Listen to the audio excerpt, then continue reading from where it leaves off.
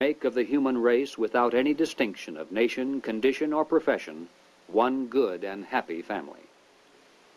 But by the time the member had advanced to the level of presbyter, or priest, his oath of absolute secrecy and obedience had become deadly serious.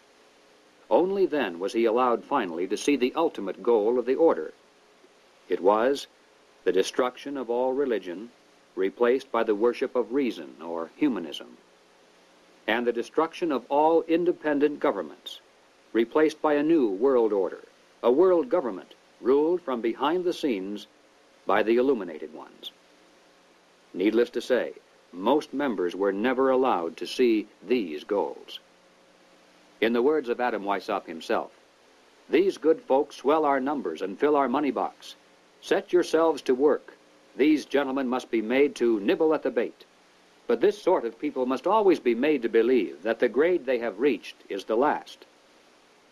The public record of the Illuminati is quite thin, but it does show that before it was exposed briefly in 1786, it had already enjoyed immense success in attracting into its outer rings some of the most prominent men of Europe. Its roster included important names in both government and finance. It was the most important single force behind the French Revolution.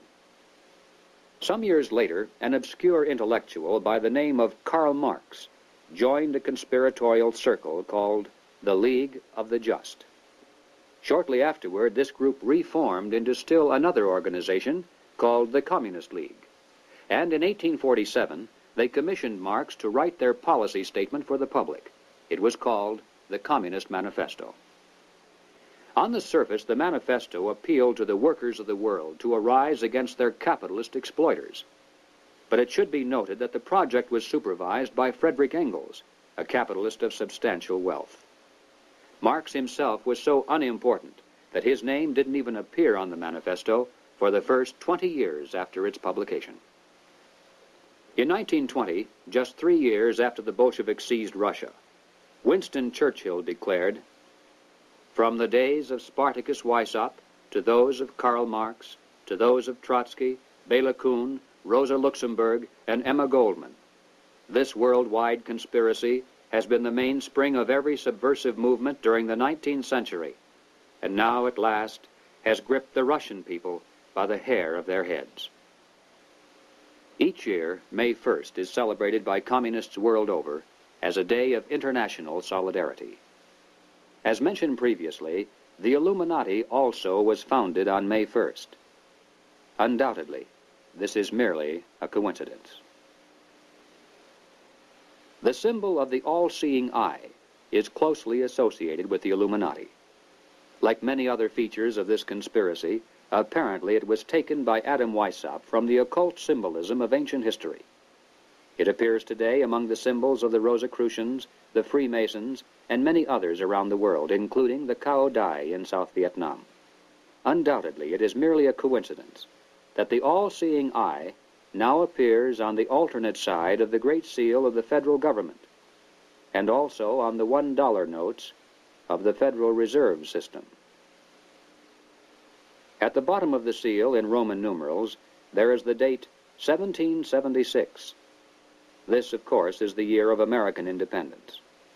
Undoubtedly, it is merely a coincidence that it is also the year of the founding of the Illuminati. But then, perhaps, none of this is merely a coincidence. Is it possible that both the communist and capitalist conspiracies have yet one more inner circle within the circle that is common to them both? Is it possible that both movements, unbeknownst to most of the people in them, are merely contemporary counterparts of a much older conspiracy?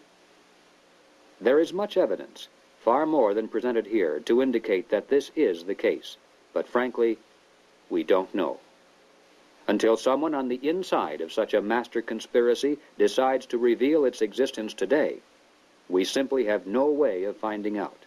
But we do know that it is not impossible, and certainly not absurd. What then is our response? Fortunately, it's not necessary that we resolve the historical question of the conspiracy's origin. Regardless of whether there is one controlling group, or two cooperating, or three competing, or four, or 10, In practical terms of what can be done about it, our response must be the same. Conspiracy, as it operates at the highest level in the United States today, rests upon two solid foundations and enjoys the protection of shelter. If we could knock out its foundations, it would collapse, and if we could strip away its shelter, it would wither and die. The shelter is secrecy. The foundations are big government and manipulation of money. No conspiracy can stand the light of exposure. No conspiracy can rule the masses without the tool of an extensive government bureaucracy. And certainly no capitalist conspiracy can long survive without control over the nation's money. Expose the conspiracy. Reduce the size of government. Return our money to a standard that cannot be manipulated. This must be our response. In the limited time available, we have attempted to demonstrate that the conspiratorial view of history, particularly of recent history, is the correct view. Let us summarize now 7 major conclusions. 1.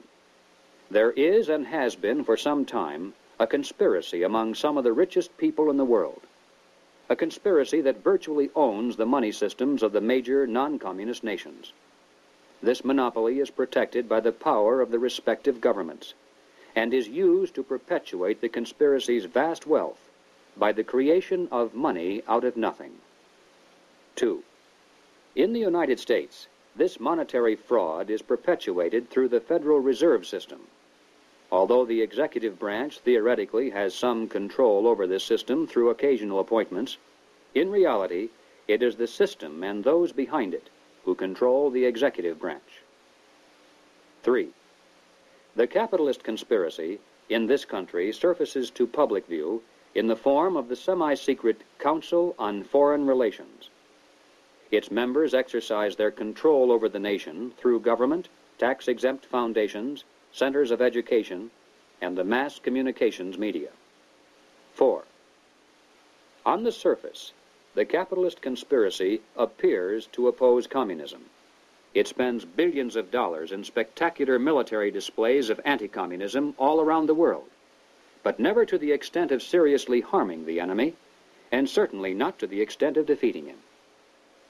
Meanwhile, behind the scenes, the conspiracy always has nourished and aided communism both at home and abroad.